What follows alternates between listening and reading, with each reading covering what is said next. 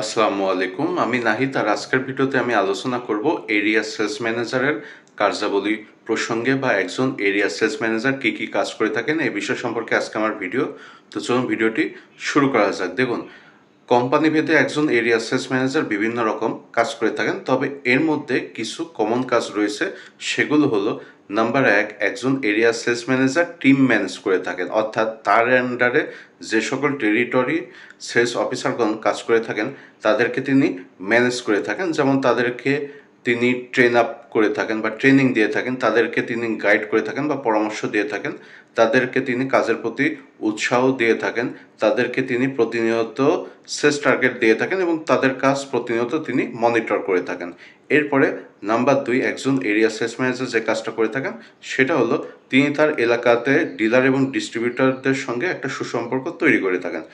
এরপরে নাম্বার 3, একজন area sales manager তার এলাকার ডিলার এবং ডিস্ট্রিবিউটরদের নিকট তাদের কোম্পানির পণ্য ঠিকঠাক মতো মজুত রয়েছে কিনা সেটা তিনি প্রতিনিয়ত চেক করে থাকেন, এবং তিনি সময় মতো ডিলার এবং ডিস্ট্রিবিউটরদের নিকট পণ্য পাঠানোর ব্যবস্থা করে থাকেন।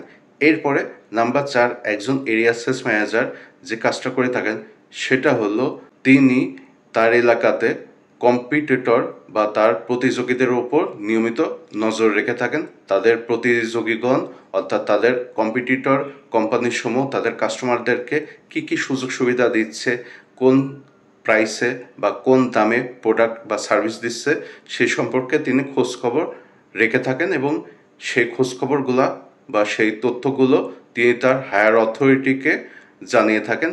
এরপরে নাম্বার 5, একজন এরিয়া সেলস ম্যানেজারের অন্যতম কাজ হলো মার্কেট ডেভেলপ করা, অর্থাৎ তার এলাকাতে তাদের কোম্পানির পণ্যের প্রচারণা চালানো, এবং তিনি তার এলাকাতে তাদের কোম্পানির পণ্যের কাস্টমারের সংখ্যা বৃদ্ধি করে থাকেন।